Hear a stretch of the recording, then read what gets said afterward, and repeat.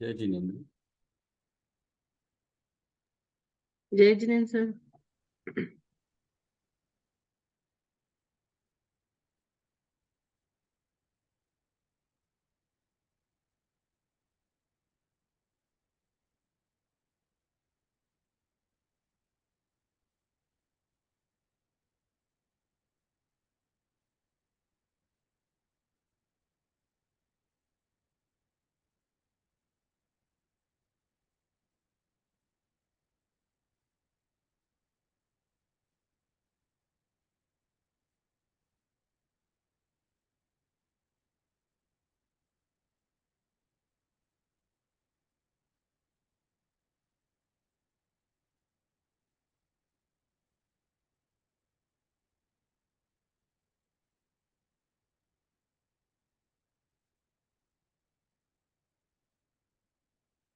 शुरू करें।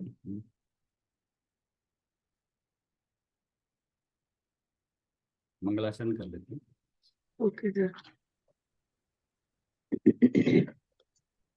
त्रिभुवन सार अपार गुण ज्ञायक नायक संत त्रिभुवन हितकारी नमो। नमो श्री अरहंत महंत तीन भुवन के मुकुट मणि गुण अनंत महेश्वर नमो सिद्ध परमात्मा वीत राग विरोध तीन भुवन तिथि जान के आप में हो करते भय विरक्ति नमो महामुनि सोय तीन भुवन मंदिर विषय अर्थ प्रकाशन हार जैन वचन दीपक नमो ज्ञान करण गुणदार तीन भुवन मही चेल से चैत्य चैत्य ग्रह सार ते सब वंदो भाव जुग शुभ कारण सुखकार ऐसे मंगल रूप सब तिनके बंदे पाए अब किछु रचना कहत हो नाना विधि सुखदाय। जिनवानी माता की जय। सर इसका अर्थ अपन ने किया था क्या? हम्म। इस एक पैराग्राफ में लिखा हुआ है इन्होंने। हाँ ये पेज नंबर 2 पे जो है बस वही ना।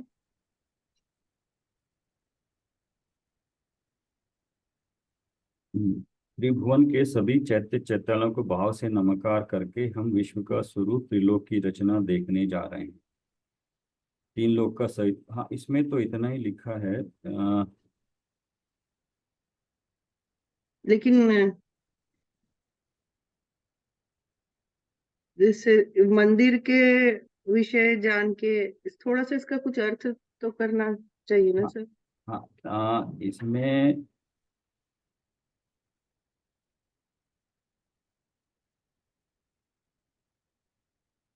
हम देखते हैं इसको। पहले में देखिए त्रिभुवन सार अपार गुण गायक नायक हम्म। संत, तो ये तो अरहंत नमस्कार किया, स्तुति किया। त्रिभुवन हितकारी नमो, मतलब गायक हैं, उसी में गुण हो गए, अपार गुण हो गए। और त्रिभुवन हितकारी नमो मतलब हितोपदेश जो दिया है, ऐसे श्री अरहंत महंत हैं, सर्वश्रेष्ठ हैं। ये पहला अरहंतों की स्तुति हो गई है। तीन भुवन के मुकुट मणि गुण अनंत में शुद्ध नमो सिद्ध परमात्मा वीत राग अविरुद्ध, ये सिद्ध परमात्माओं को किया है। तीन भुवन के मुकुट मणि सर्वश्रेष्ठ हैं, ये गुण अनंत में, सारे अनंत गुण प्रकट हो गए, शुद्ध रूप में हो गए। और ये तो अरंत सिद्ध की हो गई। तो अभी तीन भुवन तिथि जानी के आप में है, मतलब अपने स्वरूप में, आप में, अपने स्वरूप में वो स्थिर हो गए हैं।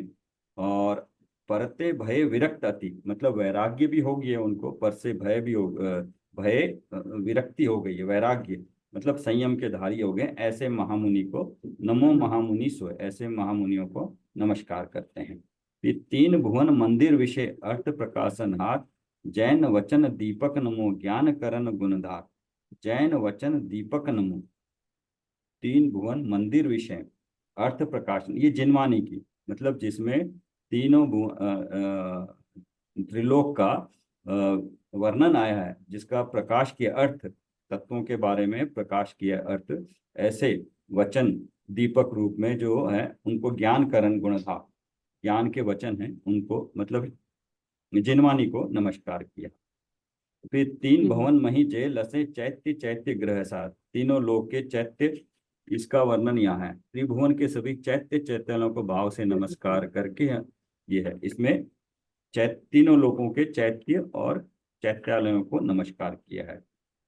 ऐसे जी, वही। मंगल रूप सब, मतलब अनंत सिद्ध, जिनवाणी और चैत्य चैत्यालय हितोपदेश वाले सभी वो जिसमें आए हैं जिनवाणी में, ऐसे मंगल रूप सब तिनके बंदे पाए, अब कुछ रचना कर तो नाना विधि सुखदा। इन सबको मंगल रूप स्तुति करके अब इस ग्रंथ की रचना कर।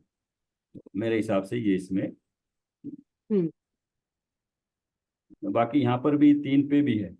सर्वज्ञ तो उन्हें कहते हैं जो सब कुछ, अर्थात 3 लोक और अलोक के सभी द्रव्यों को, 3 काल का उन सभी की अवस्थाओं को अपने ज्ञान में प्रत्यक्ष स्पष्ट एक साथ एक समय में जानते हैं। तो जो सर्वज्ञ है उनके बारे में डिटेल में लिख दे, विश्व में कोई ऐसी वस्तु नहीं है जो उनके ज्ञान से परे हो। इसलिए हमें सर्वज्ञ के कथन के अनुसार 3 लोक का स्वरूप समझना है। इसको हमारे लौकिक ज्ञान के आधार से सिद्ध करने की आवश्यकता नहीं है। सर्वज्ञ के स्वरूप एवं सर्वज्ञ की सिद्धि यह हमारा वर्तमान का विषय नहीं।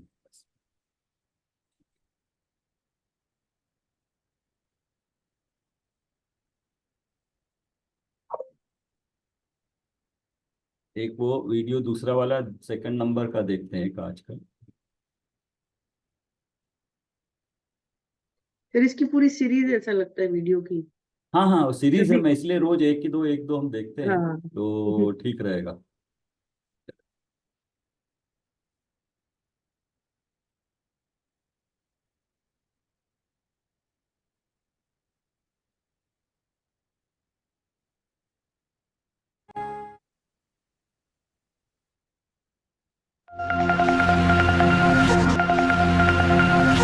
Jain digital technology foundation.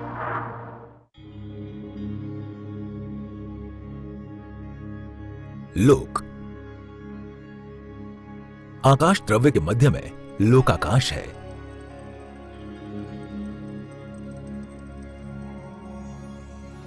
लोकाकाश के 3 भाग हैं, अधोलोक, मध्यलोक और ऊर्ध्वलोक।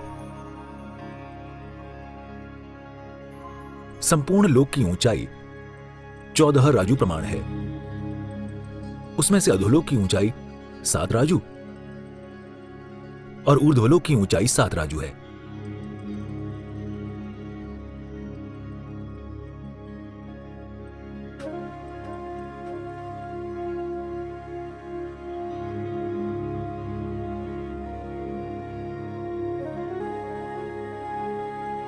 ये कल का रिपीट हो गया, 2 नंबर लगाते हैं। हाँ सर, ये कल देखा था।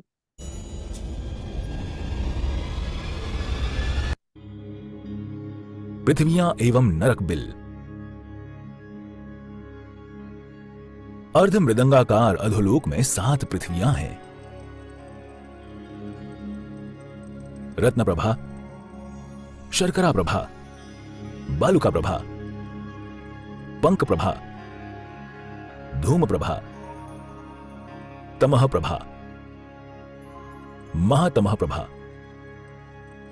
ये 7 पृथ्वियां सार्थक नाम वाली हैं, क्योंकि इनमें क्रम से रत्न सदृश, मिश्री सदृश, रेत सदृश, कीचड़ सदृश, धुआं सदृश, अंधकार सदृश और महाअंधकार सदृश प्रभा पाई जाती है। सर, रत्न प्रभा पृथ्वी की लोग से जो लास्ट वाला तो खाली रहेगा ना, उसमें निगोद है। ये 7 पृथ्वियां एक एक राजू के अंतर से स्थित हैं। सर, वो मध्य लोक से कितनी दूर है फिर रत्न प्रभा पृथ्वी? ये लास्ट में तो अपने निगोद है, जो एक लास्ट का जो राजू है वो जो नरक पटल है ना सर, वो लास्ट वाला। तो पृथ्वियां तो ऊपर ही खत्म हो गई, तो रत्न प्रभा पृथ्वी और मध्य लोक भी मिल रहे हैं क्या? एक मिनट देख लेते हैं इसको।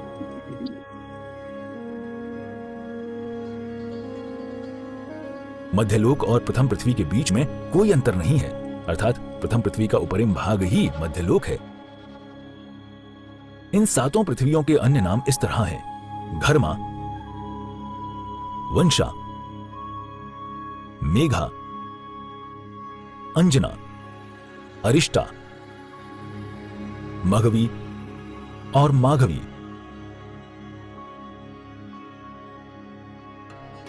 ये सभी पृथ्वियां लोक के अंत तक फैली हैं, अर्थात इन पृथ्वियों की लंबाई चौड़ाई लोक के समान है। रत्नप्रभा पृथ्वी की मोटाई 1,80,000 योजन है। इसमें भी 3 भाग हैं, खर भाग, पंख भाग, अब्बहुल भाग। खर भाग की मोटाई 16,000 योजन, पंख भाग की मोटाई 84,000 योजन तथा अब्बहुल भाग की मोटाई 80,000 योजन है। खर भाग और पंख भाग में भवनवासी एवं व्यंतरवासी देव रहते हैं तथा अब्बहुल भाग में नारकी रहते हैं। खर भाग में चित्रा, वज्रा आदि 16 पृथ्वियां हैं जो 1,000 योजन प्रमाण बाहुल्य वाली हैं।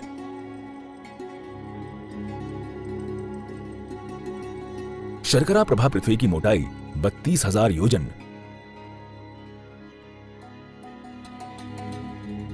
बालुका प्रभा की 28,000 योजन,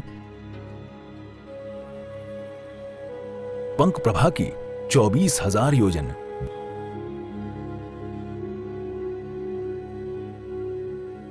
धूम प्रभा की 20,000 योजन, तमह प्रभा की 16,000 योजन और महातमह प्रभा की 8,000 योजन मोटाई है।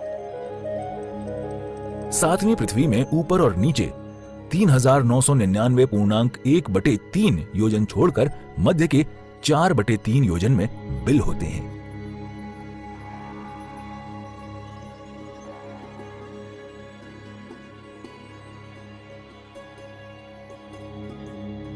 अन्य 5 पृथ्वियों में और प्रथम पृथ्वी के अब्बहुल भाग में ऊपर नीचे 1,000 योजन मोटाई छोड़कर बीच में नरक बिल पाए जाते हैं।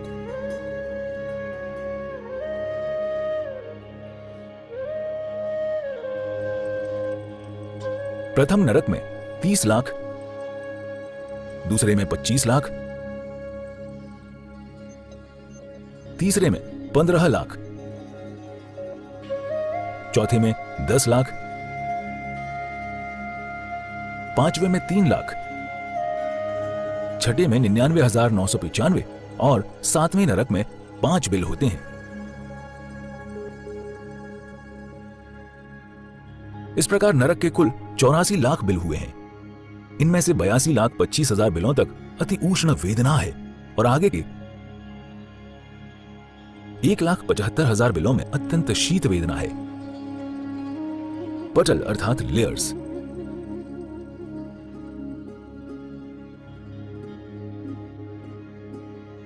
प्रथम नरक में 13 पटल हैं। आगे के नरकों में क्रमशः 11, 9, 7। ये पटल है इसलिए 1, 2, 3 ऐसे लेवल लेवल पे आएंगे बिल उसमें। सर दिख नहीं रहे पटल। नहीं, पटल का मतलब ही पटल दिख नहीं रहे हैं इस कारण से, तो वरना एक पटल होता तो एक ही लेयर होती ना, एक के नीचे एक के नीचे से। पटलों में ये बिल है। 5, 3, 1 पटल है।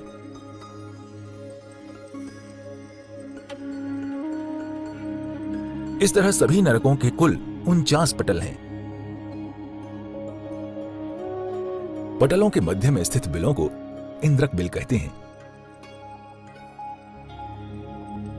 पटलों के 4 दिशाओं में और 4 विदिशाओं में स्थित बिलों को श्रेणीबद्ध बिल कहते हैं। पुष्पों के समान बिखरे हुए बिलों को प्रकीर्णक बिल कहते हैं। एक पटल में 1 इंद्रक बिल होता है, अतः 49 पटलों में कुल 49 इंद्रक बिल हुए। प्रथम पटल की एक दिशा में 49 श्रेणीबद्ध और एक विदिशा में 48 श्रेणीबद्ध बिल हैं। आगे के पटलों में दिशा एवं विदिशा संबंधी एक श्रेणीबद्ध बिल कम होता गया है। इंद्रक बिल संख्यात योजन विस्तार वाले होते हैं। श्रेणीबद्ध बिल असंख्यात योजन विस्तार वाले होते हैं तथा प्रकीर्णक बिल संख्यात एवं असंख्यात योजन विस्तार वाले होते हैं। 7 नरकों में 49 इंद्रक बिल और 16,79,951 प्रकीर्णक बिल संख्यात योजन विस्तार वाले हैं तथा 9,604 श्रेणीबद्ध बिल और 67,10,396 प्रकीर्णक बिल असंख्यात योजन विस्तार वाले हैं। इस तरह कुल 84 लाख बिल हुए।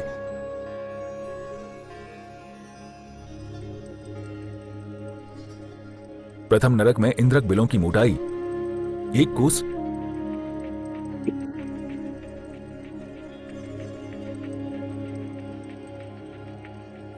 श्रेणीबद्धों की 1.1/3 कोस,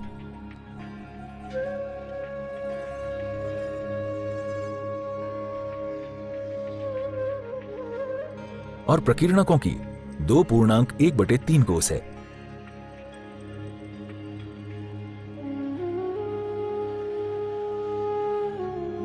प्रथम नरक में इंद्रक बिलों का ऊर्ध्व अंतर 6,499.35/48 योजन, श्रेणीबद्ध बिलों का ऊर्ध्व अंतर 6,499.23/36 योजन। ये है, ये लेयर है ना, ये फर्स्ट लेयर वाले और ये सेकंड लेयर वाले। सर पटल ना, लेयर मतलब? हाँ, पटल पटल। और प्रकीर्णक बिलों का ऊर्ध्व अंतर 6,499.53/144 योजन होता है।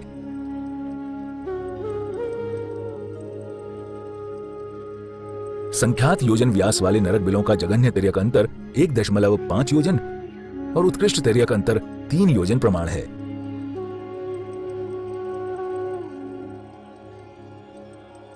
असंख्यात योजन व्यास वाले नरक बिलों का जघन्य तिर्यक अंतर 7,000 योजन और उत्कृष्ट तिर्यक अंतर असंख्यात योजन प्रमाण है।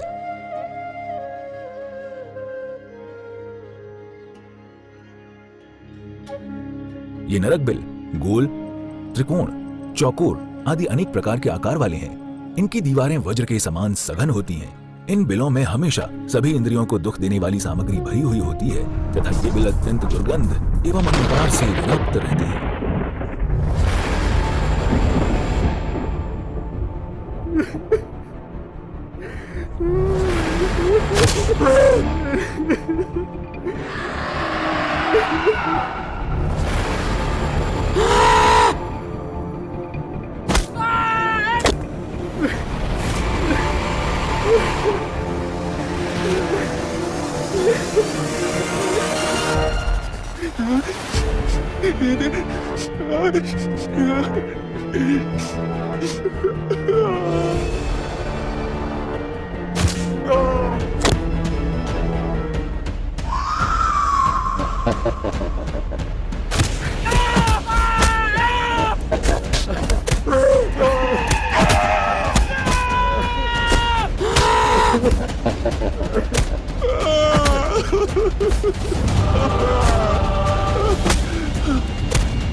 रात्रि में भोजन किया, नॉनवेज खाया, दारू पी, बड़े जीवों की हिंसा की, अब भोग अपने पाप कर्मों का फल।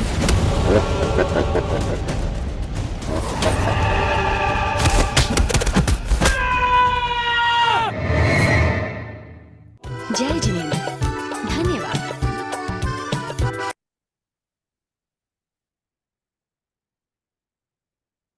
अगला एक है सुमेरु पर्वत की में। इसमें तो जबरदस्त दिखाया बनाया। जबरदस्त है ना, थोड़ा आइडिया याद तो दिलाता है। एक जो पर पड़ा सर हुआ है रात्रि में उसको भोजन, सर रात्रि में भोजन की इतनी बड़ी सजा। एक उदाहरण दिया है, मतलब जो हम पढ़ा है उसको एक विजुअल के द्वारा थोड़ा सा और अच्छी तरह समझ सके, ग्रहण कर सके, इसलिए बताया है। बट बिल इसमें बहुत बढ़िया बनाया उन्होंने। हाँ हाँ, नहीं बहुत अच्छे बना, इसलिए मुझे अच्छे लगा। बहुत पहले देखा था, मैं भूल गया था, लकीली आ गया ये। तो इसमें तो पृथ्वियों का दिखा दिया, तो पृथ्वियों का क्लियर हो गया, 7 पृथ्वियाँ, उनमें कितने बिल है दिखा दिया, और बिलों के लेयर्स कितने वो दिखा दिया है, नाम बता दिया। और एक और 2-3 चीजें और बताइए कि उनके साइज कैसे हैं, लेआउट कैसा है, साइज कैसे हैं, आपस में हॉरिजॉन्टल की डिस्टेंस कितनी है और वर्टिकल डिस्टेंस एक के एक नीचे कितनी दूरी पे है, वो इतनी डिटेल दी है, तो वो तो डिटेल हमें देख लिया है, बस काफी है। तो सर इसमें ये कुछ और रत्न प्रभा जो पृथ्वी है, इस ये मध्यलोक का ही भाग है, ऐसा बोले थे ना? ये एक ही है। हाँ हाँ, जो 16 पृथ्वियों में चित्रा पृथ्वी है ना, वो 1000 बस वो मध्यलोक में आएगा। यहाँ नहीं पर भी सर, नहीं दिखाया। रत्न प्रभा का, अच्छा, वो इसी का भाग है बोले ना वो। हाँ, रत्न प्रभा का भाग चित्रा पृथ्वी है।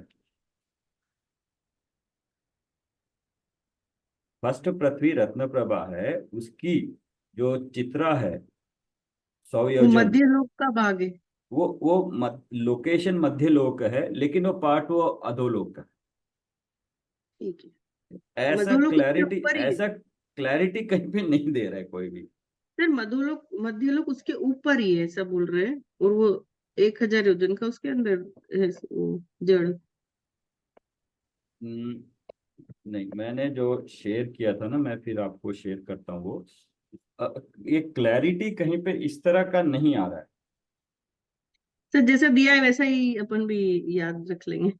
नहीं, बट वो रह रह के उसका आता है ना कि आखिर है कहाँ पे वो पृथ्वी, और वो तो मैंने बनाया, मेरे ख्याल से वो ठीक है, तालमेल लगाते हुए सभी को फिर एक इसको बार। एक नोटबुक में उतारना पड़ेगा सारा, यस, उतारना पड़ेगा। तो याद रहेगा, नहीं तो नहीं रहेगा। हाँ, क्योंकि कहीं पर भी ये क्लियरली नहीं बता रहा है कि हाँ ये पृथ्वी है। मेरे को भी उन्होंने बोला कि बस जो सुमेरु पर्वत है वो मध्यलोक में है, बट वो है अभी आपके। फिर जो अब मध्यलोक का जो आधार है ना, बेस जिसपे मध्यलोक टिका हुआ है, वो ये हाँ, है रत्न प्रभा वो पृथ्वी। पृथ्वी पे है। वो रत्न प्रभा पृथ्वी पे है। वो रत्न प्रभा पृथ्वी है, लेकिन रत्न प्रभा में 16 छोटी छोटी और पृथ्वियां हैं। हाँ तो ठीक है ना सर, उसकी जड़ में ये 1000 योजन का उसकी जड़ में आ गया। हाँ, उसकी जड़ में आ गया, उसकी जड़ पृथ्वी हम्म। में है। ठीक है। एक और देखें क्या, सुमेरु पर्वत का मेरू 6 मिनट का है। पर्वत। हाँ, देख लेते अच्छा हैं। देख लेते।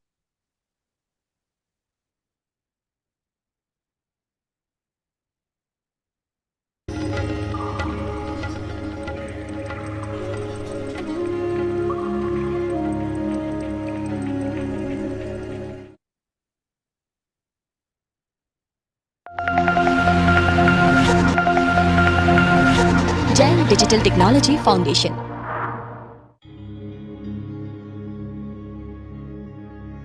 वैमानिक लोक अधिकार।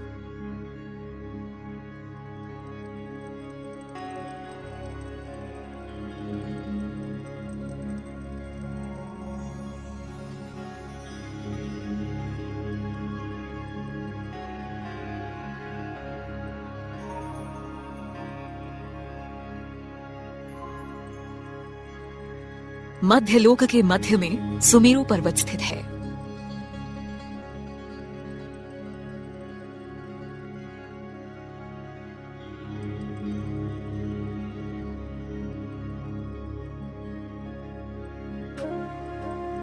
जो कि चित्रा पृथ्वी के ऊपरी भाग से 99,040 योजन ऊंचा है।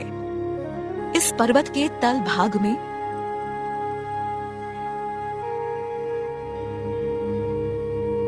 भद्रशाल वन है।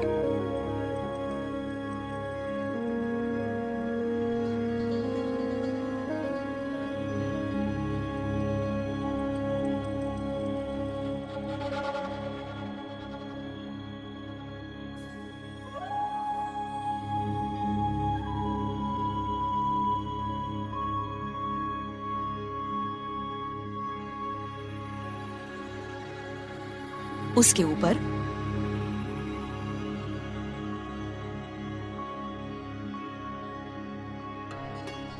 नंदनवन,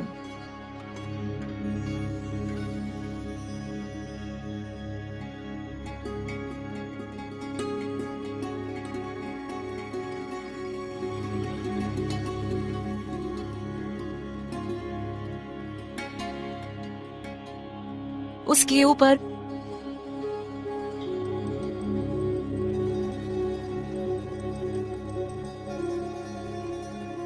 सोमनस वन,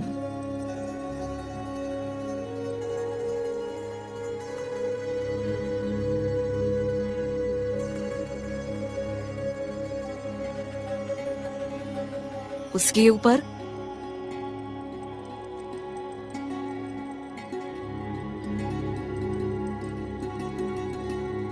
पांडुक वन स्थित है।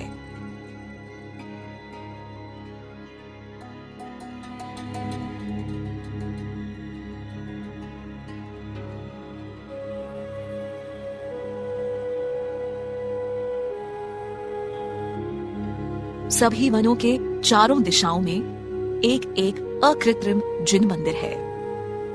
इस तरह मेरु संबंधी 16 अकृत्रिम जिन मंदिर हैं।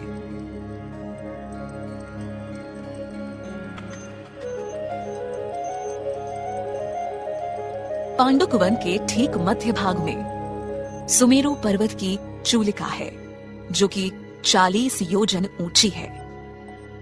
इस चूलिका के ऊपर बाल का भाग प्रमाण अंतर छोड़कर प्रथम ऋतु नाम का विमान स्थित है। यह ऋतु विमान 45 लाख योजन विस्तार वाला है। सिद्ध शिला से 12 योजन नीचे अंतिम सर्वार्थ सिद्धि नामक विमान स्थित है।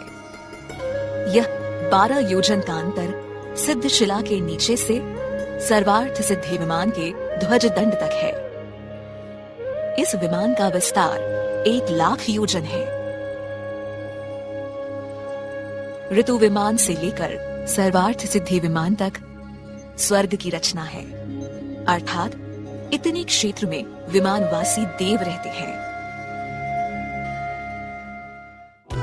जय जिनेंद्र, धन्यवाद।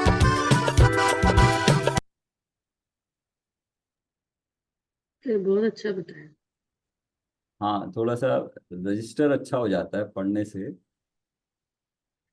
एक दो और देख लेते हैं, फिर हमें ऊर्ध्वलोक की रचना है, अपडेट हो जाएगा।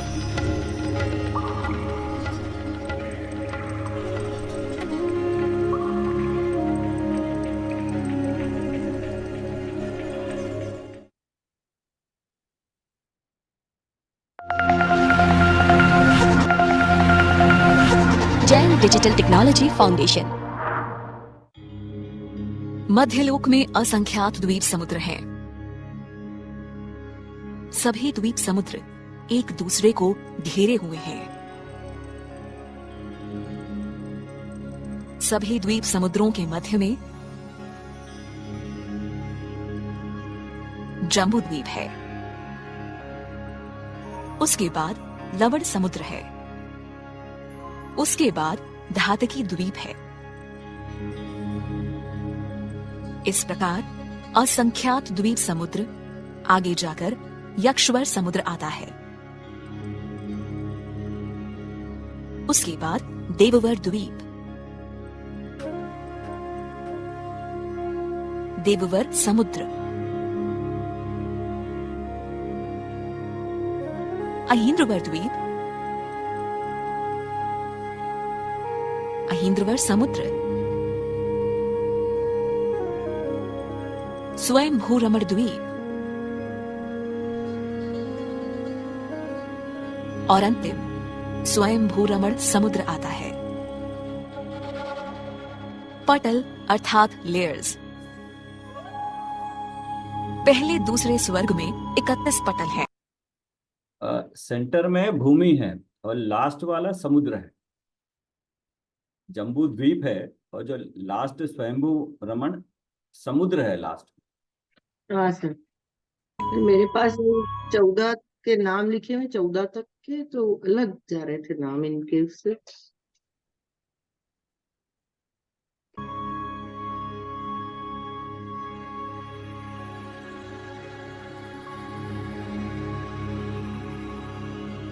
तीसरे चौथे स्वर्ग में 7 पटल हैं।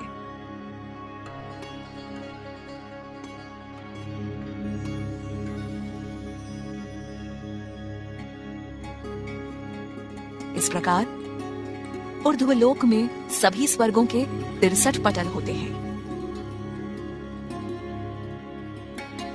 पहले दूसरे स्वर्ग में कुल 60 लाख विमान हैं, लेकिन ये सभी विमान 31 पटलों में स्थित हैं। पटलों के मध्य में स्थित विमानों को इंद्रक विमान कहते हैं। 4 दिशाओं में स्थित विमानों को श्रेणीबद्ध विमान कहते हैं। पुष्पों के समान बिखरे हुए विमानों को प्रकीर्णक विमान कहते हैं। प्रथम पटल के मध्य में ऋतु नामक इंद्रक विमान है। उसके एक दिशा में 62 श्रेणीबद्ध विमान हैं। उनमें से स्वयं भूरमण समुद्र के ऊपर 31,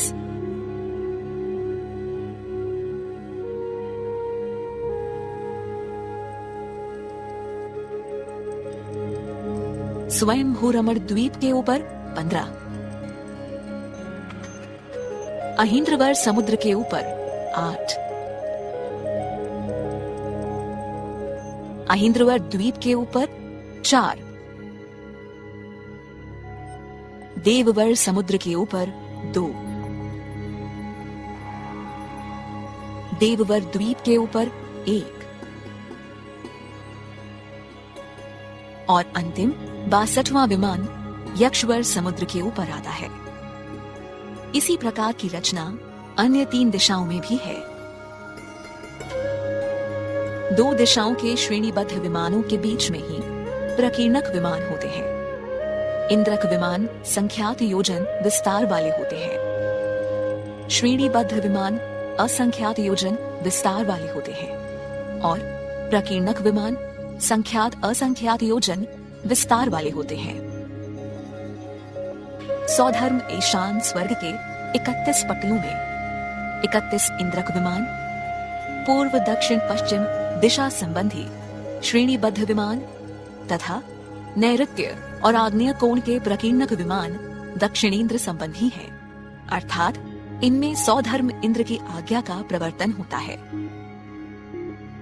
उत्तर दिशा संबंधी श्रेणीबद्ध विमान और वायव्य तथा ईशान कोण के प्रकीर्णक विमान उत्तरेंद्र संबंधी है, अर्थात इनमें ईशान इंद्र की आज्ञा का प्रवर्तन होता है।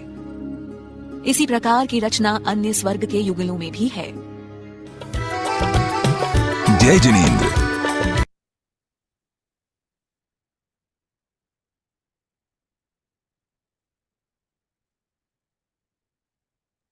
सर ये तो लगेगा पूरा देखते ही रहो। हाँ, अगला देवों के नगर निवास, स्वर्ग का अद्भुत नजारा, देवों का जन्म, वस्त्र, अलंकार। ये बहुत बढ़िया, मजा आएगा इसमें देख के आपको। एक नरक वाला जल्दी खत्म कर दिया ना इन्होंने, एक ही एपिसोड में 5-6 हाँ, मिनट में। यस यस, हाँ, ठीक है। इसीलिए पहले नरक वाला।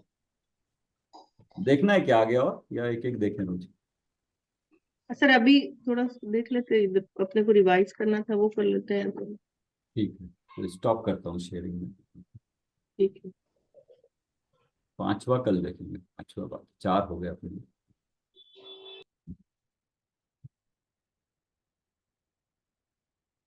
रिवाइज कर लें एक बार पूरा?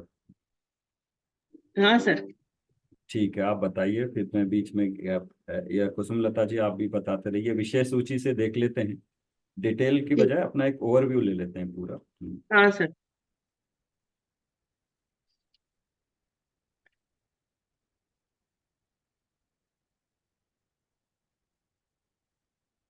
तो 3 लोग का सामान्य स्वरूप बताया था सबसे पहले। यस।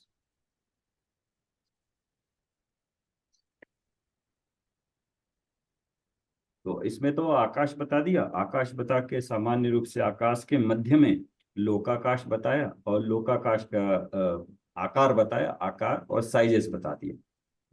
राजू के रूप पे 7 राजू, 14 राजू और 7 राजू एवरेज ले लिया था, और east west north south direction, और 7 बाई 7 करने के बाद 343 घन राजू इसका टोटल वॉल्यूम आया। हाँ। ये तो इसका स्वरूप बता दिया, और उसके बाद उसमें सामान्य रूप से ऊर्ध्वलोक और अधोलोक बताया है। तो अधोलोक 7, अधोलोक में 7 अधोलोक बताया, ऊर्ध्वलोक बताया, ऊर्ध्वलोक में मध्यलोक भी उसी का पार्ट है, ये बताया था। और सर इसको अपन तत्वार सूत्र टेबल के साथ देखते हैं देख चारित्र लीजिए, ना। ओके प्लीज निकाल लीजिए।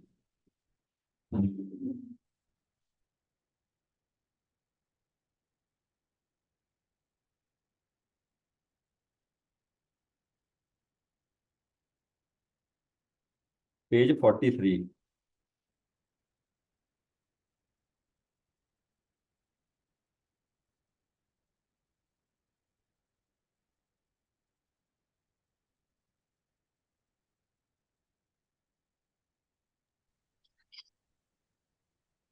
Sir page number 43।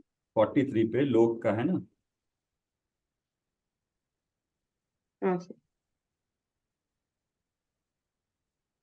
लोकाकाश के बद्य में है, पुरुषाकार इसका आकार है, 1.5 मृदंगाकार भी है, ऊंचाई सर्वत्र 14 राजू है, लंबाई सर्वत्र 7 राजू है, चौड़ाई औसत 3.5 राजू है। तो उसका बताया था तल में 7 राजू, मध्य में 1 राजू, ऊर्ध्वलोक का मध्य में 5 राजू और ऊपर 1 राजू, औसत निकाला था इस तरह से 3.5 राजू। और इस तरह से घनफल निकाला, फिर 343 घन राजू आ गया इसका। ये तो हो गया। और फिर बीच में त्रस नाड़ी कहाँ है, लोक के मध्य में है, और ऊंचाई कुछ कम 13 राजू है, और नीचे का जो 1 राजू है वो कम है प्लस कुछ कम और है, लंबाई और चौड़ाई 1-1 राजू है। और निवास 2 से 5 इंद्रिय जीव, क्योंकि त्रस से होते ही 2 से 5 इंद्रिय जीव है, तो यहाँ पर इनका निवास होता है त्रस नाड़ी में। सूक्ष्म स्थावर जीव सर्वलोक में ठसाठस भरे हैं। सूक्ष्म है, ये सूक्ष्म है, स्थावर है। तो जीवों का जो वर्गीकरण किया है जीव समास में किया है, इंद्रियों के आधार से किया, 1 इंद्रिय, 2 इंद्रिय, 3 इंद्रिय, 4 इंद्रिय, 5 इंद्रिय।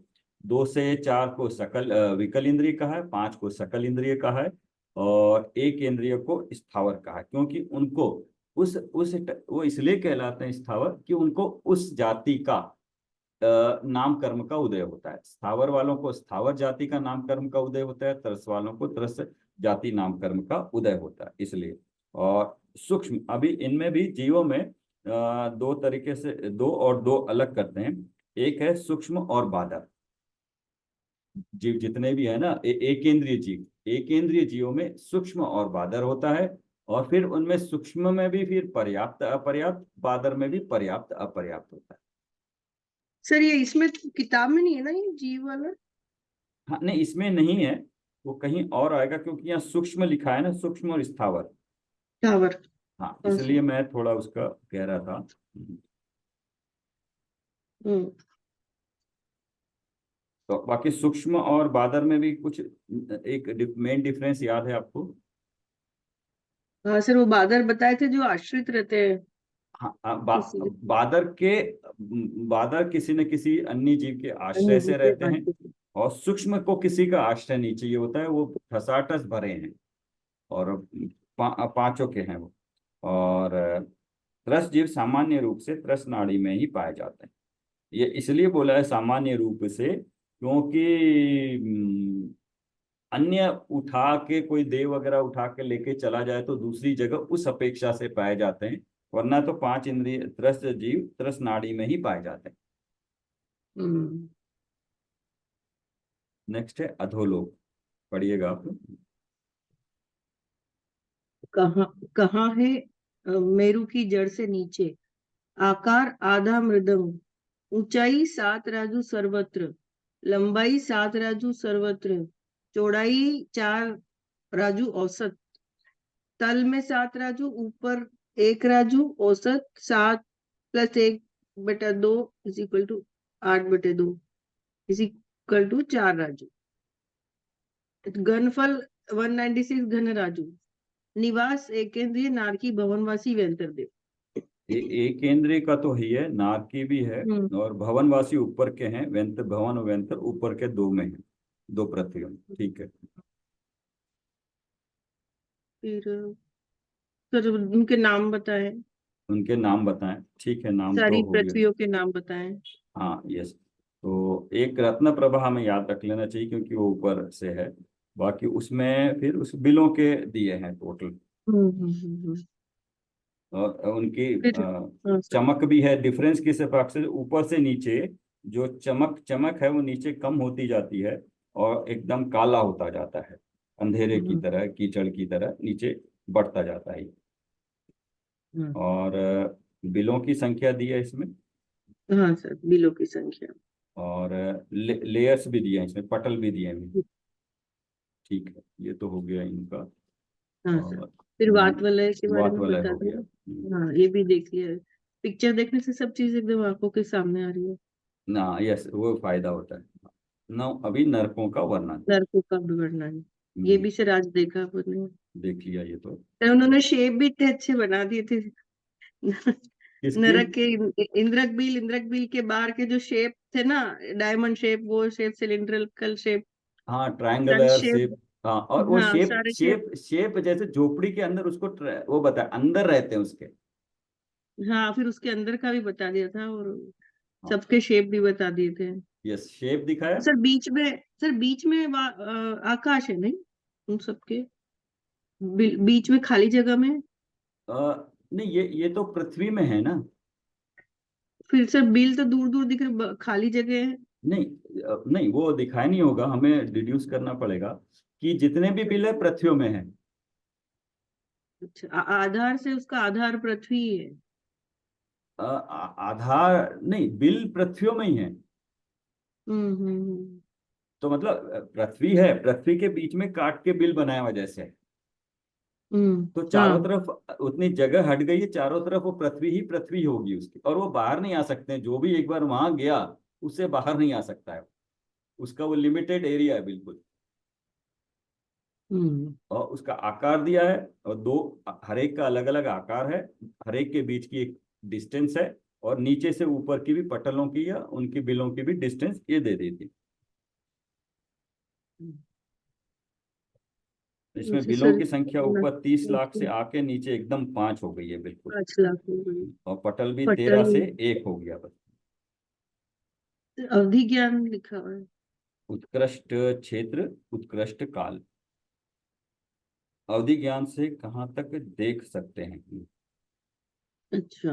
मतलब उस रत्न प्रभा के जो नारकी हैं उनको जो अवधि ज्ञान होता है, कुभंग ज्ञान होता है, उससे वो उत्कृष्ट क्षेत्र 1 योजन तक, और हम्म। उत्कृष्ट काल भिन्न अंतर्मुहूर्त तक, मतलब ज्यादा नहीं देख सकते हैं पहली वाले। हम्म। दूसरी वाले बढ़ता चला गया, 3.5, 3, 2.5 कोस, 2 कोस, 1.5 कोस। फिर बीच में है ही नहीं धूम मुहूर्तम। और उसके बाद 1 कोस है, मतलब कोस में ही है। हम्म। ये है रत्न प्रभा वालों का ज्यादा है, योजन है। हम्म। और बाकी सब कोस में। उत्कृष्ट काल जो है सो अंतर्मूर्त ही है, अंतर्मूर्त आगे पीछे से हम्म। ज्यादा नहीं है बस। हाँ सर, इतना ही है। तो बट ये क्या करते होंगे ये जान के कि अवधि हाँ, ज्ञान से है, वो एक एक योजन दूसरे। के बीच में जान लिया, क्या करते होंगे, इतने नारकीय ऐसी उनकी फिर स्थिति है। सर लड़ाई करते हैं पिछला जान करके, हाँ तो, किसने ऐसा किया था। हाँ तो वो क्योंकि अपने बिल से तो बाहर नहीं निकल पाते हैं, तो अपने बिल में ही रहेंगे वो। अपने बिल में ही जानेंगे तो उतना अवधि वो ज्ञान हो जाएगा। तो वो अवधि हम्म। ज्ञान होने से उतना पता लग जाएगा कौन क्या था। बट इनको तो अंतर्मूर्त का ही ज्ञान है, तो फिर ये पिछले का कैसे देख पाते हैं ये? तो ये तो देव लोग आके बताते हैं। इनको सिर्फ अंतर्मूर्त का ही ज्ञान है। अंतर्मूर्त पहले क्या थे, तो लेकिन वहां तो सागरों की आयु है, नहीं तो सर, अंतर्मुहूर्त पहले नहीं लिखा होगा, अंतर्मुहूर्त में एक ज्ञान हो जाता है वो। नहीं, ये नहीं, अवधि ज्ञान मतलब अवधि ज्ञान रत्न प्रभा के नारकियों का उत्कृष्ट क्षेत्र, मतलब कितनी दूर तक का उनको ज्ञान अवधि ज्ञान में आ सकता है। सर एक योजन का, लेकिन सर वो थोड़ी लिखा है किस जन्म का। अब एक अंतर्मुहूर्त नहीं, में कौन नहीं, से भी जन्म। हाँ, नहीं। और उत्कृष्ट काल मतलब अभी के मेरे समय से एक अंतर्मुहूर्त पीछे का, एक अंतर्मुहूर्त आगे का, इतना ही काल मुझे पता लग सकता है कि क्या हुआ है, क्या होने वाला है। कोई भी अंतर्मुहूर्त का नहीं है। अच्छा। इस तरह से नहीं होता, वो होता है कितना समय पीछे तक का, कितना समय आगे तक का, अभी के फिर वर्तमान तो समय से। इससे फिर फायदा क्या हुआ, कुछ हाँ, खास इनको नहीं। फायदा नहीं है, लेकिन इसलिए ये नहीं जानते हैं, तो वो जो दूसरे देव है ना, व्यंतर आदि, वो आके उन बताते हैं, उनका अवधि ज्ञान ज्यादा हम्म। होगा इनसे। तभी वो हम्म। देख के बता पाएंगे, ये आपस में नहीं जान पाते हैं। हम्म। ठीक है, बाकी बिल का नाकियों के रहने का रचना, बिल्कुल। आकार और प्रकार बता दिया। हाँ, तो एक तो हो गया श्रेणीबद्ध हो गया, 4 दिशा और 4 विदिशा में। प्रकीर्णक मतलब श्रेणीबद्ध मतलब एक लाइन में एक के बाद ऐसे लगे हैं, तो 4 + 4 8 डायरेक्शन में हो गया, दिशा और विदिशा हो गया। प्रकीर्णक हो गए जो बीच में बच गए, अपने हिसाब से फैले हुए हैं वो, तो प्रकीर्णक हो गए। ये 2 नाम है बार बार, इंद्रक बीच का, श्रेणीबद्ध और श्रेणीबद्ध और प्रकीर्णक। प्रकीर्णक। यस। अच्छा, अभी इसका ये है, चित्र बना रखा है। अभी इसमें नेक्स्ट वाला है 47 पे पूरा समरी आ गया इनका। तो हम्म लेशिया बताई गई है। लेशिया तो वहां पर 3 अशुभ लेशियाई होती हैं, हम्म कृष्ण नील कापोत, ये 3 वाली होती है। और कृष्ण सबसे अशुभ वाली लेशिया है, वो नीचे सप्तम में है, ऊपर तक आते आते कापोत हो जाती है, बीच में मिक्स भी है।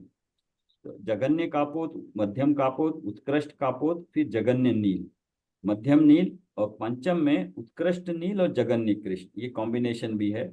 षष्टम में मध्यम कृष्ण, उत्तम कृष्ण, उत्कृष्ट कृष्ण। लेशिया मतलब भाव किस तरह का होता है उनका, किस किस तरह लड़ाई करने का भाव होता है, वो वाला है। हम्म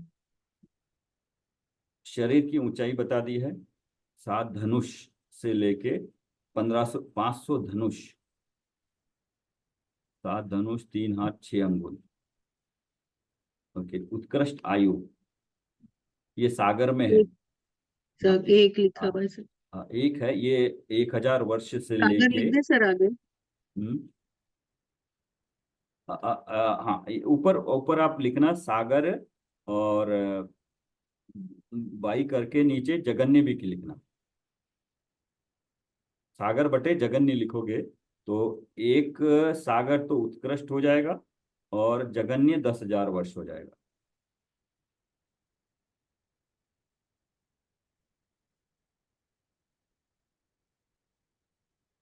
इसका मतलब अगर एक ऑलरेडी लिखा है ना, एक के नीचे आप 10,000 वर्ष भी लिख सकते हो।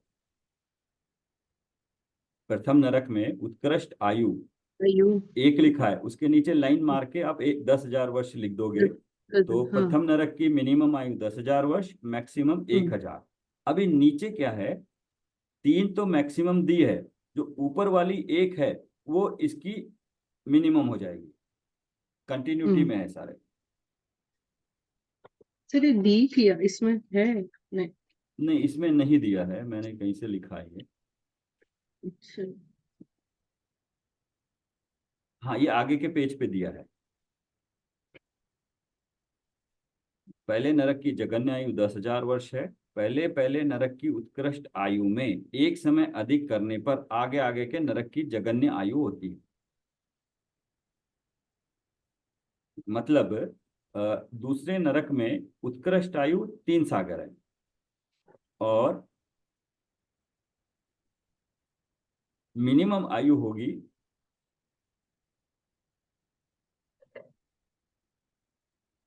10,000 से एक समय कम होगा, एक सागर। कि एक समय अधिक करने हाँ, पर क्योंकि आगे। एक सागर होते ही प्रथम नरक की उत्कृष्ट हो जाएगी, उससे कम, एक समय कम वाली मिनिमम इसकी हो जाएगी,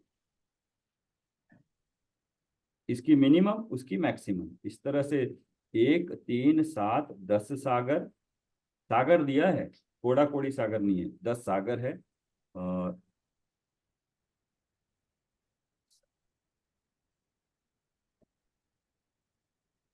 17 सागर, 22 और 33 सागर, 7वें नरक की 33 सागर आती है।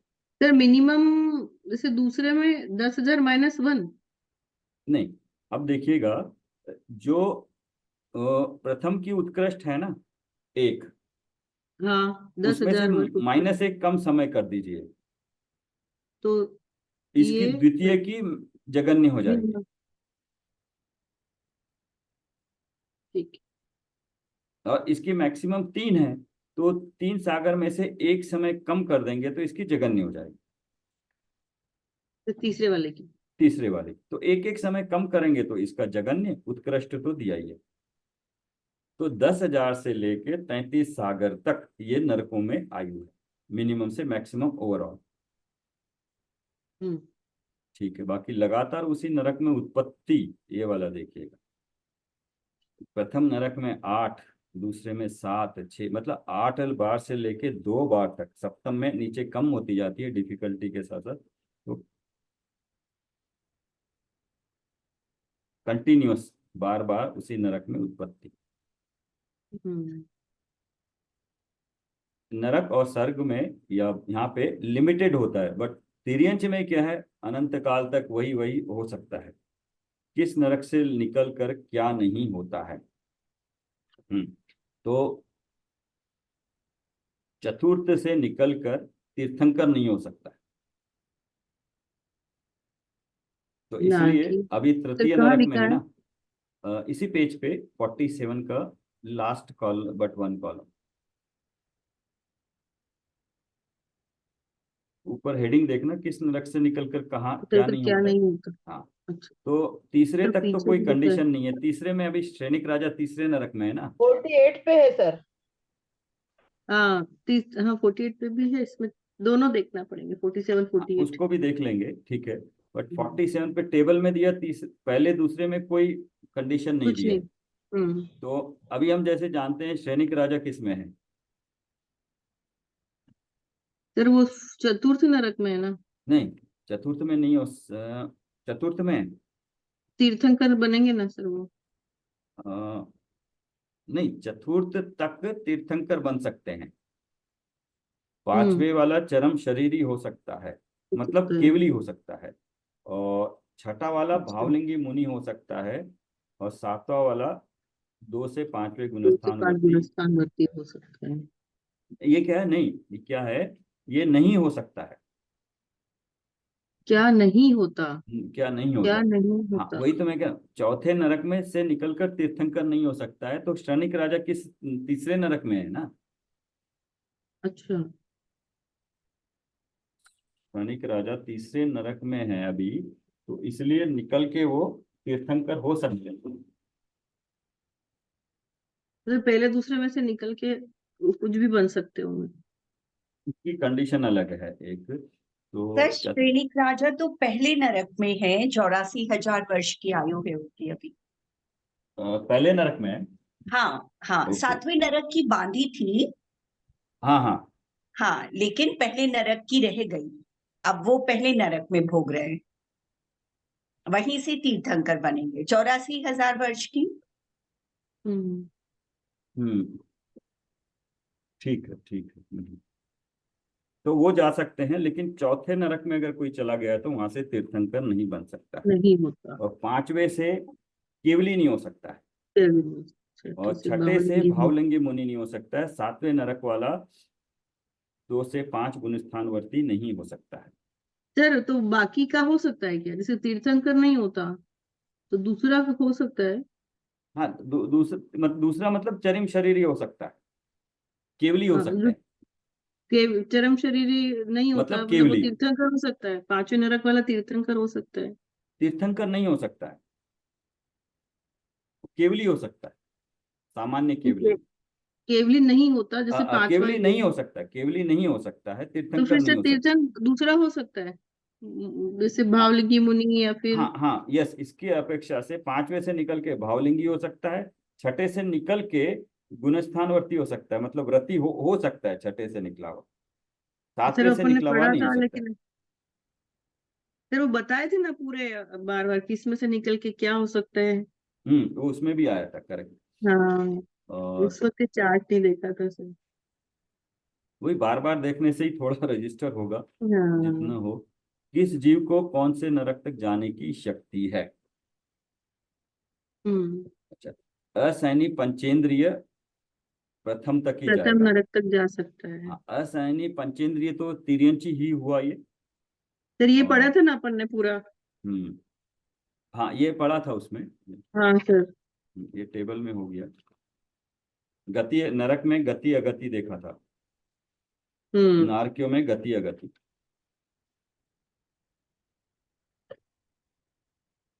पेज नंबर 41 पे। हाँ, यहाँ लिखा है सैनिक राजा का 33 सागर बंद करके नरकाई की स्थिति घटाकर 84,000 वर्ष रह गई। अब ये प्रथम नरक में है। तीर्थंकर प्रकृति का बंद भी हर समय कर रहे हैं, वहां से आकर इस भरत क्षेत्र के उच्च सर्प निकाल के प्रथम तीर्थंकर होंगे। सर कहाँ, कौन से पेज नंबर पे? Page of 44, 43, 44। 44, हाँ, नीचे का पैरा।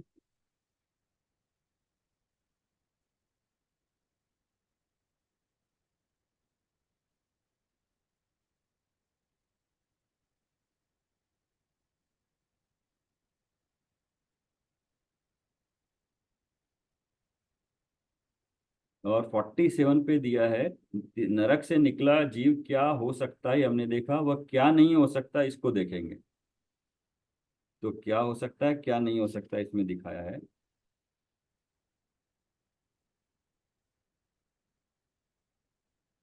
बहुत सारे कॉम्बिनेशंस है। सर इन्होंने चार्ट से अच्छा बना दिया। हाँ, थोड़ा याद रखना मुश्किल ही होता है, याद रहता नहीं है। बट ये है कि ठीक है, पढ़ते वक्त ध्यान होना चाहिए कि क्या है। हम्म। कर्णन योग का यही है कि याद कुछ रखना नहीं है, हो जाए तो अच्छी बात है, एक थोड़ी बेसिक चीजें ध्यान होनी चाहिए। नहीं हो तो पढ़ते वक्त समझ में आना चाहिए क्या कहते हैं बस। तो ये है किस नरक का कौन से नरक तक जाने की शक्ति है, तो यहाँ पे दिखाया है। हम्म।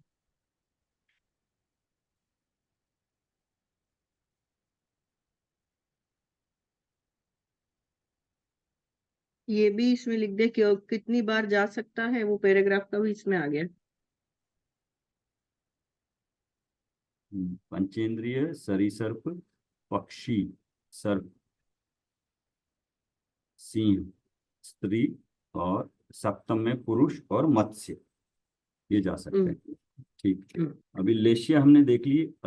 सातों नरक के नारकियों के शरीर का अंग अति कृष्ण होता है, ये द्रव्य लेशिया है। भाव लेशिया 3 तरह की अशुभ लेशिया है। द्रव्य लेशिया में शरीर का रंग होता है, भाव लेशिया में उस तरह का कषायिक भाव होता है।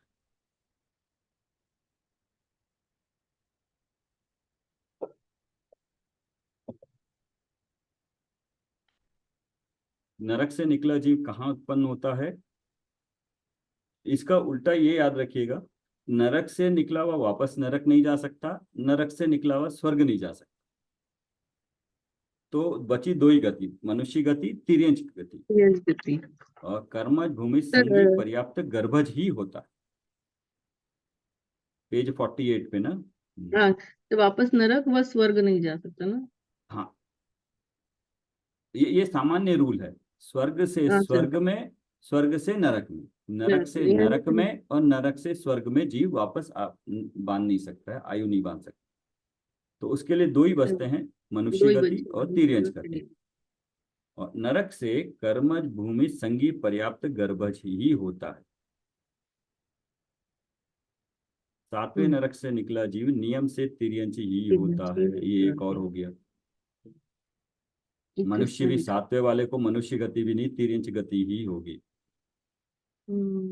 अब यहाँ नीचे ये दे दिया, नरक से निकला जीव क्या नहीं होता है, नारकी नहीं होता है, देव नहीं होता है, एक इंद्रिय से असैनी पंचेंद्रिय नहीं होता है। मतलब तिर्यंच में ऊपर दिया ना, तिर्यंच में पर्याप्त और संगी गर्भज ही होता है। संगी हो गया तो असंगी नहीं हुआ, तो संगी में पंचेंद्रिय ही होगा। और अभी नरक से निकले वाले को ये एडवांटेज नहीं है कि वो सला का पुरुष बनेगा। सला का पुरुष में तीर्थंकर तो बन सकता है, लेकिन नारायण, प्रति नारायण, बलभद्र, चक्रवर्ती नहीं बन सकता।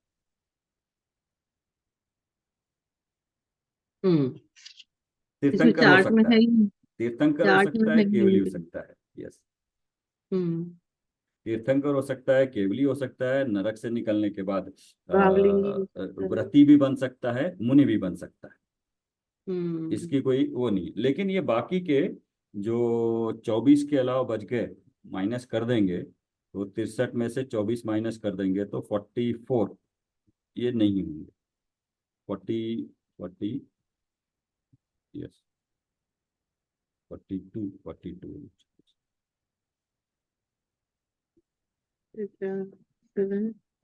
कैसे होगा? 39 होंगे, करेक्ट। निरंतर अशुभ लेशिया परिणाम देह वेदना और विक्रिया वाले हैं।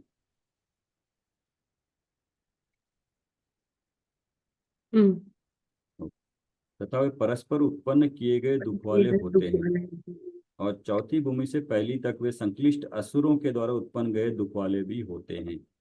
खुद की भी लेश्या, मतलब लेश्या, परिणाम, देह, वेदना, विक्रिया, इनकी अशुभ ही है और परस्पर उत्पन्न किए गए दुख वाले होते हैं। एक दूसरे के लिए भी। बट चौथी भूमि से पहली तक वे संक्लिष्ट असुरों के द्वारा उत्पन्न गए दुख वाले भी होते।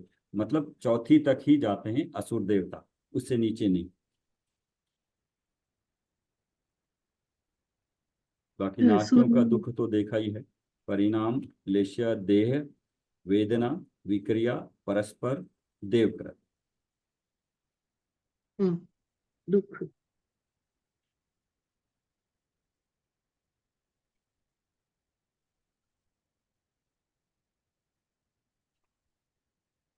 परस्पर दिए जाने वाले दुख। पढ़ना है ये, पढ़ लेते हैं तो ये फिर इसको ये पढ़ लेते हैं।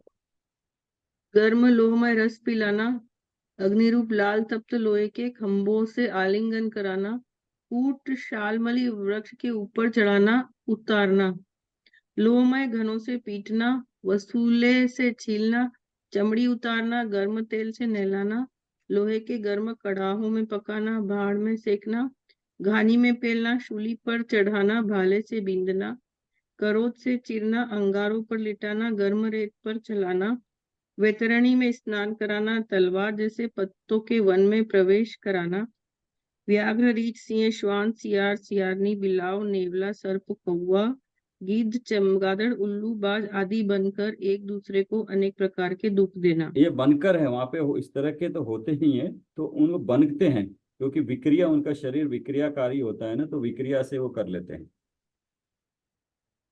दूर से देख क्रोध करना, पास आने पर मारना, क्रोध से भरे वचन कहना, विक्रिया से शस्त्र बनकर मारना काटना छेदना भेदना आदि। एक तो ये जो करने वाले होते होंगे उनको दुख देने वाले, उनकी कषाय कितनी संक्लेश रूप होगी ना कि उसको दुख दे। पहले तो खुद दुख में है, फिर उसको जाके और दुख दे। तो कितनी इसलिए कृष्ण लेशिया है ना, अशुभ लेशिया है, अशुभ लेशियाओं में ऐसे ही भाव होते हैं। और अगर हम इसको देख सर अपन ऐसे अपने चारों तरफ तो ऐसे देखते नहीं अपन, इतने ज्यादा कषाय वाले लोग कहाँ दिखते हैं? नहीं होते हैं ना।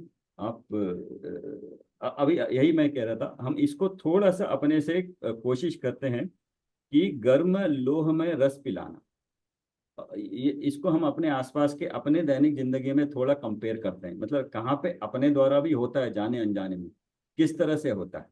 तो गर्म लोह में रस पिलाना, गर्म पानी होता है ना किचन में, जो गर्म पानी बनाते हैं वो गर्म पानी जो बच जाता है ना, जैसे कोई गर्म चावल बनाए उसका बचा हुआ पानी हमें कहाँ फेंकते हैं उसको।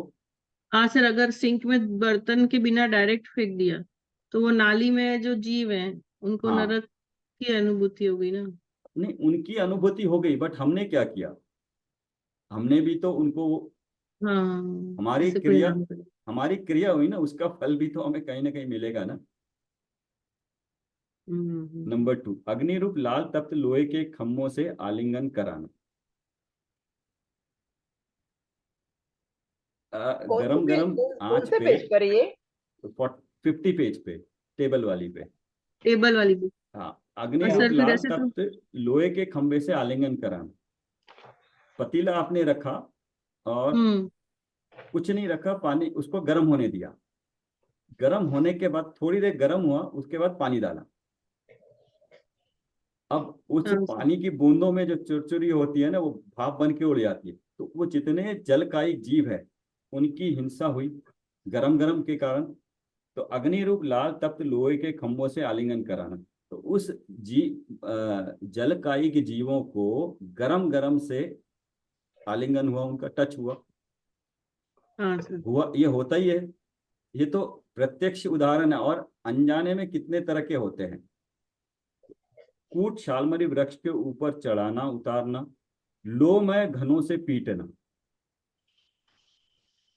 वसूलों से छीलना, चमड़ी उतारना,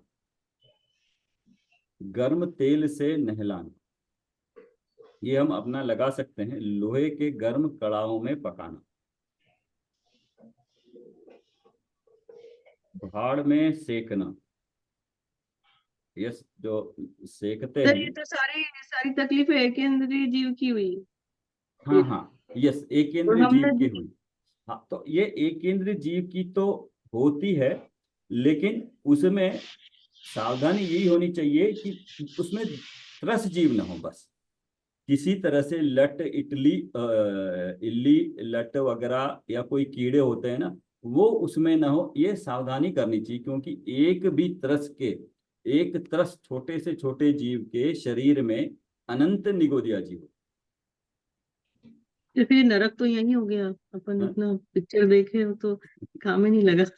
नहीं तो देख के ये होना चाहिए कि थोड़ा भय हो, हमें हाँ। अपने आचरण में बचने की कोशिश करें। एक तो भय हो, दूसरा बचने की कोशिश करें। और अगर सावधानी पूर्वक व्रत धारण करें तो उतनी उतनी उससे हम बच सकते हैं हिंसा से। शूली पर चढ़ाना, भाले से भींगना, इवन जो कपड़े धोते हैं तब पानी में वो साबुन वगैरह से चला के, तो जितनी भी हमें क्रिया होती हैं चलने से वायु कायु के जीवों की, ये तो एक इंद्रिय की होगी। इसलिए तो सावधानी पूर्वक जो चलते हैं, दो इंद्रिय चलते वक्त तो कितने सारे आ जाते हैं, दिखते हैं बच जाते हैं, नहीं दिखते हैं तो वो तो आ ही जाते हैं। तो वो, और खासकर आप गाड़ी जब चलाते हैं तब तो आपको पता ही नहीं चलेगा। तब हाँ सर, गाड़ी तब तो चलाते। समिति होती नहीं है। हाँ। तब तो जो नीचे आ रहा घूमना है रोड फिरना। पे, उसमें तो कुछ कर भी नहीं सकते। तो वो उसमें यही है कि जितना कम हो सके उतना करें। चलते वक्त तो फिर भी हम देख लेते हैं कि घास पे नहीं चलेंगे, ठीक है, या जहाँ पत्थर है वहां चलेंगे, या देख के चलेंगे तो कीड़ मकोड़े वो तो नजर आ जाएंगे। और सावधानी पूर्वक चल रहे हैं तो ठीक है, उनकी मृत्यु का हमारे पर हिंसा का नहीं आएगा आप आरोप। लेकिन जब गाड़ी चला रहे हैं, जहाँ पे हमारा कंट्रोल नहीं है, वहां तो होगा ही होगा, हम्म। पता ही नहीं चलेगा फिर हम्म। वो। तो और जब कपड़े धोते हैं तब, खाना बनाते हैं तब, या हम जब चलते फिरते हैं तब, तो इसलिए इससे जानने से ये होगा कि जितना जरूरी है अपने सर्वाइवर के लिए उतना कर लीजिए, ठीक है, आपको छूट दी है। बट अगर उसके अलावा अनर्थ दंड, मतलब जो चीज जरूरत नहीं है उसके अलावा करते हो, तब तो फिर इसके फल के भागीदार होंगे ही होंगे। तो उससे हम बच सकते हैं, वो बच सकते हैं बस। मुनि महाराज के अलावा तो फिर सारा ही अनर्थ दंड में आ गया, क्योंकि उतना करके भी हम जिंदा तो रह सकते हैं, बाकी तो सारा ही फिर वो आ गया। पर समाज की जैसी व्यवस्था है, ये सब पढ़कर हमें लगता है हम तो अपने लिए, दूसरों के लिए, परिवार के निमित्त से कितनी हिंसा कर रहे हैं। हाँ यस। सर। हो ही रही है हमारे माध्यम से। हो ही रहे ना। तो बट उसका यही है कि कल जैसे हमने हिंसा का पढ़ा था, द्रव्य हिंसा और भाव हिंसा। लेकिन हम्म। द्रव्य हिंसा को तो हम रोक नहीं सकते, वो हिंसा होगी, वो हिंसा होगी तो जीव की मृत्यु होगी। निगोदिया जीव तो वैसे ही अंतर्मूर्ति, उनकी उत्कृष्ट आयु होती है। वो अभी पानी में है तो वो अनंत जीव तो मरेंगे ही अपनी आयु। लेकिन हम निमित्त बनते हैं, हम निमित्त बने हैं। लेकिन उसकी आयु आना और हमारा निमित्त होना, उसका अशुभ कर्म का उदय होना, उसको तकलीफ मिला। लेकिन मैं क्या कर सकता हूँ कि मैं अपने भावों में उनके प्रति वो भाव धारण कर सकता हूँ कि सावधानी पूर्वक करूं और उनके प्रति एक व्रत ले लूं।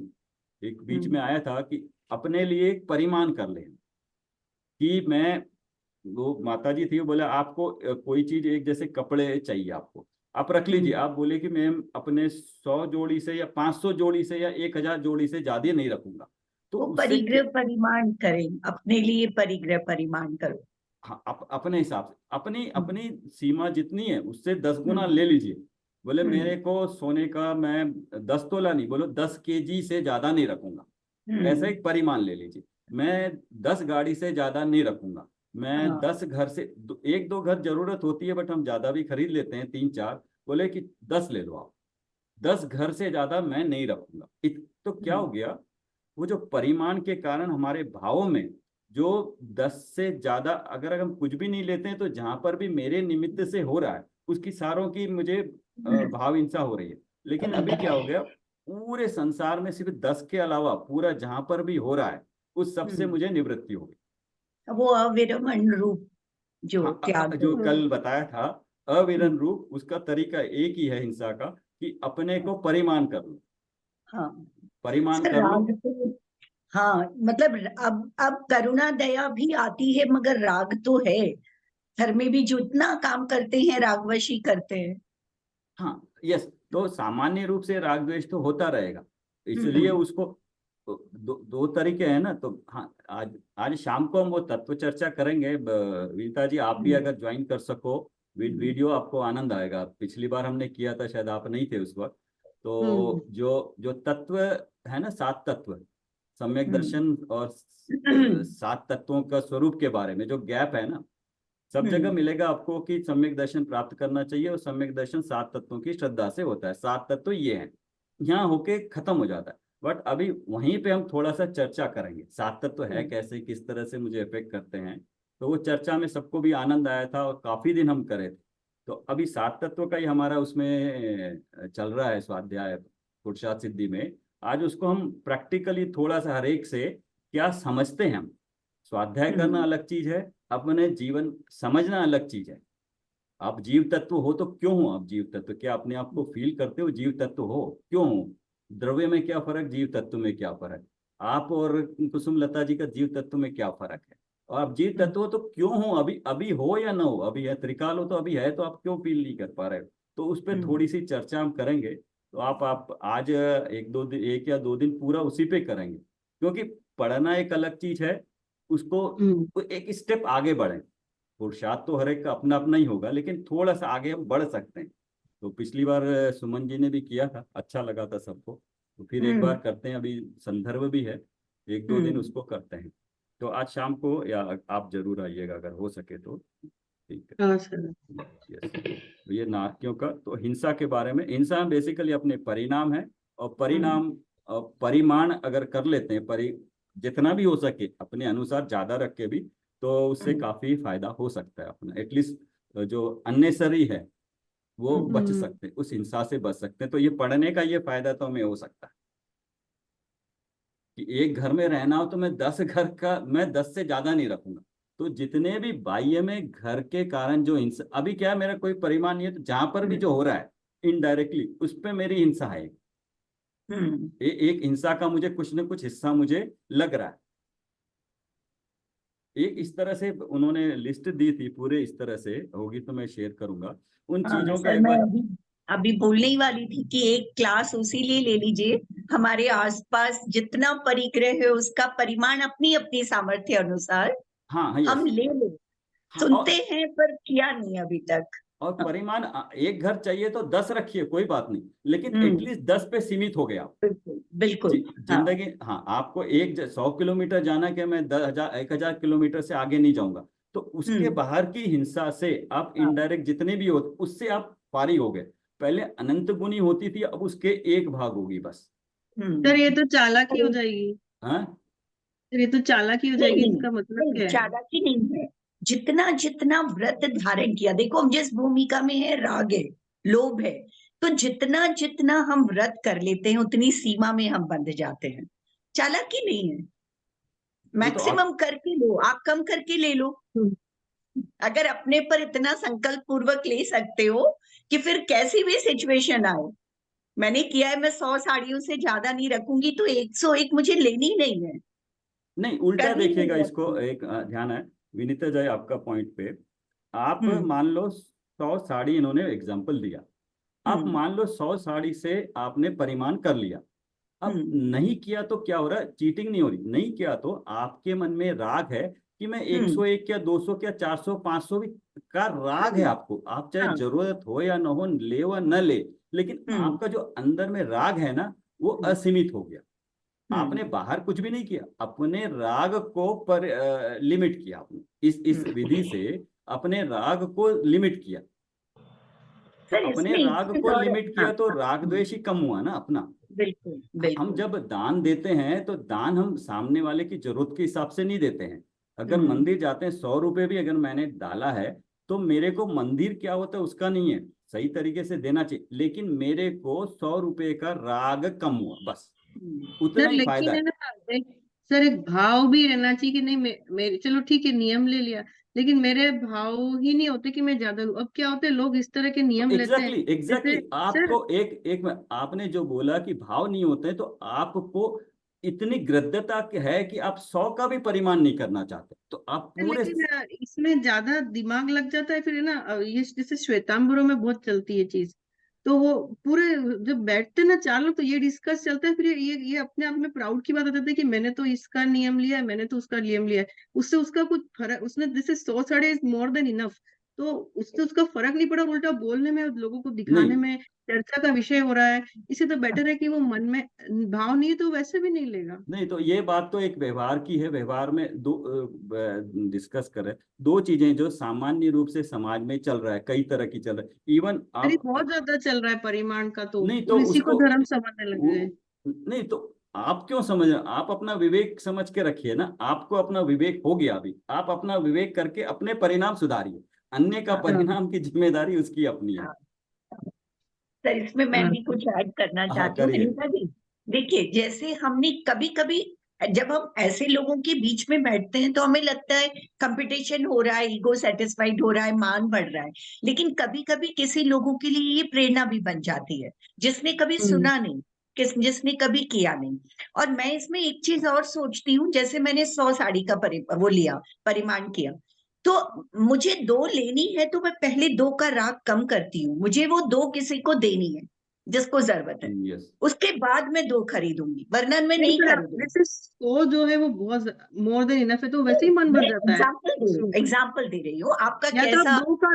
दो का लो तो समझ में आती बात, जो कि आप हम्म। सीधे से वो आप 100 का ले रहे हो तो वो बात समझ में नहीं नहीं, आती। आप नहीं देखिए, नहीं, आप एग्जाम्पल 100 का है, इसलिए एग्जाम्पल। लिया, 100 का हम्म। इसलिए लिया कि संसार में जितनी साड़ी है, अगर आपने 100 का नहीं लिया तो हम्म। जितनी साड़ियां हैं उन सब के प्रति आपका राग सर वो ये तो चालाकी हो जाएगी, नहीं सर वो तो गलत हो जाएगा। है। नहीं नहीं, देखो देखो हाँ, वो आपका राग वाली सोशल। बात समझ में आई कि मन में इच्छा बैठी है कि हाँ हाँ कभी वो भी हाँ पहनेंगे वो भी नहीं, कभी पहनेंगे। आपको ऐसा होगा कि आप कहीं चले गए, अभी आगरा चले गए, आप हम्म आपका कोई सोचा नहीं समझा नहीं, आपने अच्छी लगी ले ली, वहां से भी ले ली। आप बनारस चले गए, वहां से भी ले ली। लेकिन हम्म, जैसे ही आपने 100 का परिमाण रखा, आप हाँ बैकग्राउंड में आपका रहेगा ये है, इससे ज्यादा नहीं होनी है। अब लो भी हाँ लोगे, बट जितने भी बाकी जगह पे कल पढ़ने का यही तो जो हिंसा का है ना, जो पुरुषार्थ सिद्धि उपाय में जो 8 सूत्र दिए हैं ना, उनमें हम्म, हिंसा का इतना बारीक वर्णन है, ये हाँ पहली बार बताया गया, उसमें ध्यान में हाँ आया। हम जो कर रहे हैं डायरेक्टली वो तो है ही है, लेकिन हम्म, इनडायरेक्टली जो हम हो रही है उसका भी हमें परिणाम मिलता है। तो जब हाँ वहां लिखा है तो हम उसको अब जानने के बाद तो कम कर ही सकते हैं। बिल्कुल। तो दो बातें नहीं समझ आप। में, एक तो आपका राग उसके प्रति हट जाएगा, दूसरा हाँ कि हाँ ये जो पेज नंबर 50 पे अपन ने लिखा है, अगर हाँ उसको बारीकी से सोचेंगे तो ऑटोमेटिक अपन कम करेंगे। हाँ। हम्म, वो है वो राग है आपका परिमाण का। लेकिन ये आपका डे टू डे एक्टिविटी में आपका जैसे आपने बाथरूम में पानी यूज करना है नहाने के लिए, तो मान लो 3 बकेट यूज करते हैं, तो कोई इससे क्या परिमाण हो जाएगा, हम 3 बकेट में नहा लेना है। नहीं तो क्या होगा, कुछ लोग होते हैं देखते हैं वो इतना पानी वेस्ट होता है, या मान लीजिए नल बंद नहीं है कहीं पे। अब क्या होता है, बहुत जगह पे, अब सामान्य जगह पे चल जाओ, कॉमन एरिया, इस स्टेशन चले जाओ, बस स्टेशन, एयरपोर्ट, कई बार देखा है कि नल खुला रहता है। तो इच्छा होती है कि जाके कोशिश तो करें कि बंद कर दे, नहीं होता अलग बात है, लेकिन उस नल को बंद करके वो पानी जो बह रहा है उसको रोके इस तरह से। तो ये जो छोटी मोटी, ये अपनी जिंदगी में ये तो इमीडिएटली ला सकते हैं। जितना हम्म, पंखा चलना है उतना चल, जरूरत है यूज करिए, नहीं है बंद करिए। पानी का है, हवा का है, इसी तरह से अग्नि का भी है। जितना यूज करना है करिए, जितना बेकार जा रहा है तो आपका एक वो एटीट्यूड हो जाएगा कि जितना भी वेस्ट हो रहा है, मेरे को जितना चाहिए उसके अलावा जो वेस्टेज हो रहा था उसके प्रति हम सजग हो जाते अच्छा, हम्म, अलर्टनेस आनी चाहिए। हैं। हाँ, अलर्टनेस आ जाएगी तो अपने आप। पहले उसके लिए ज्ञान चाहिए, हम्म, ज्ञान होगा, अभी हमें पता चला ये। अब किसी को बताने की जरूरत नहीं पड़ेगी, वो वीडियो देखने के बाद हाँ दर्द वाला वीडियो देखने के बाद बताने की जरूरत नहीं पड़ेगी। वो तो रात्रि भोजन में तो बुरी तरह पीट दिया उसने।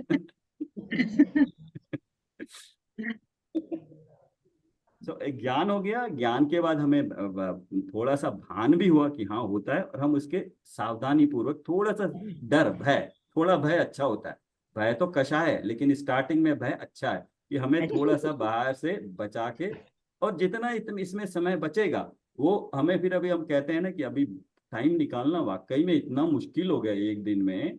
इतने सारे, अगर कुछ बाह्य कार्य भी नहीं करो तो अलग अलग तरीके से प्रलोभन, कहीं पे कुछ एक्टिविटी हो रही है, इवन अपने धर्म के भी ले लो यूट्यूब। कहीं पे कोई हाँ। क्लास चल रही है, कहीं पे वो लालच आता कि वो भी सुन ले वो भी, हाँ। तो एटलीस्ट अपना पता तो चले कि करना क्या है। तो हम्म। समय इन चीजों से अगर समय निकला, थोड़ा एक आध घंटा भी निकल गया स्टार्टिंग में, तो वो भी यहाँ पे लग सकता है, हमारा यहाँ पे ध्यान में लग सकता है।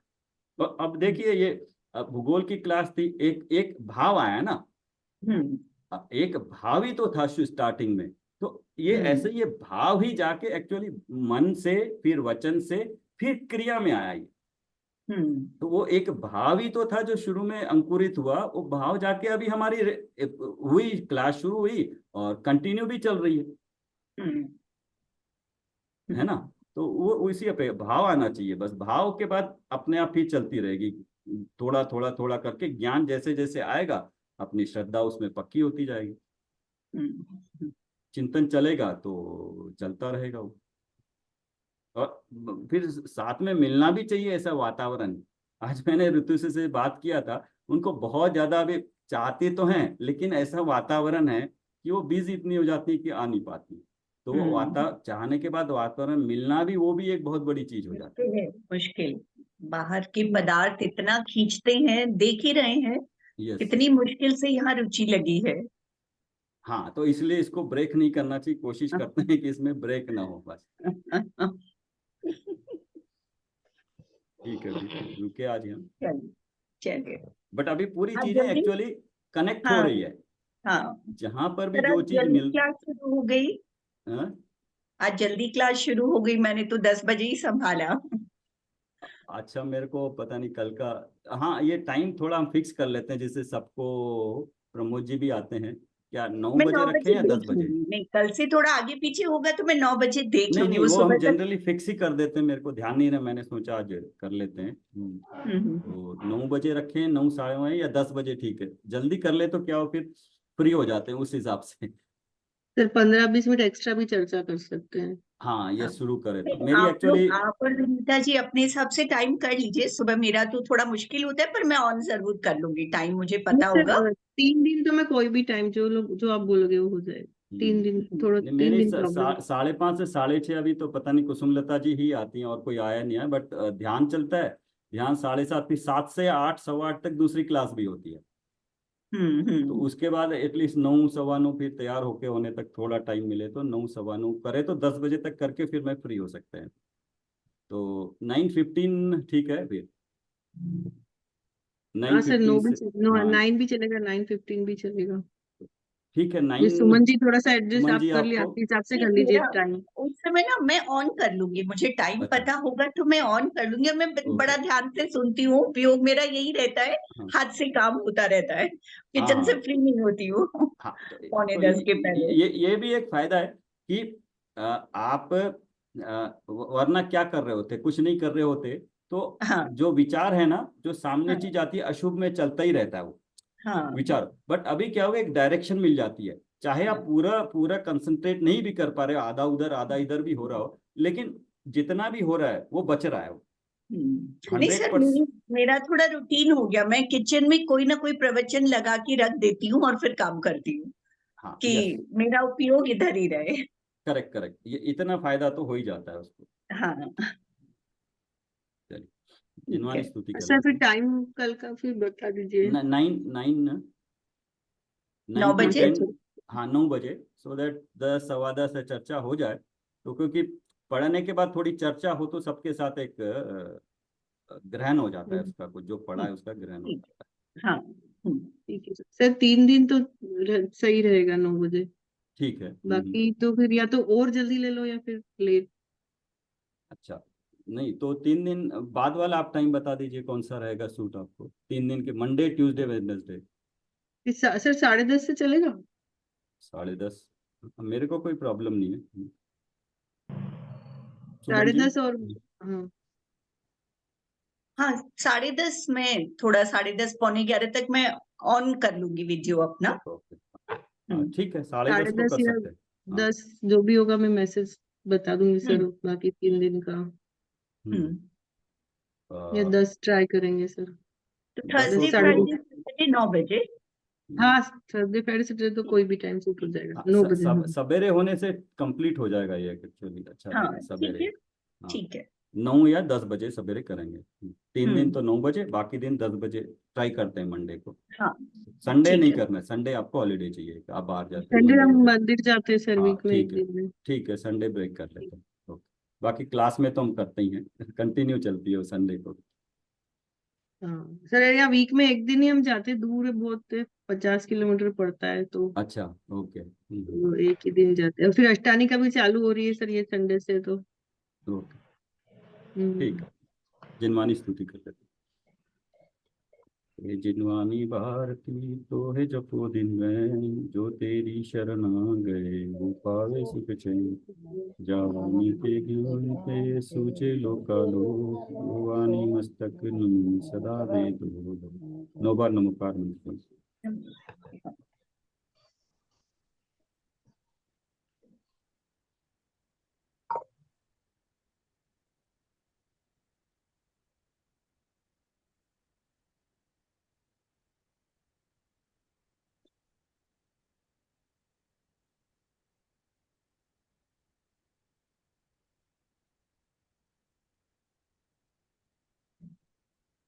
जय जी।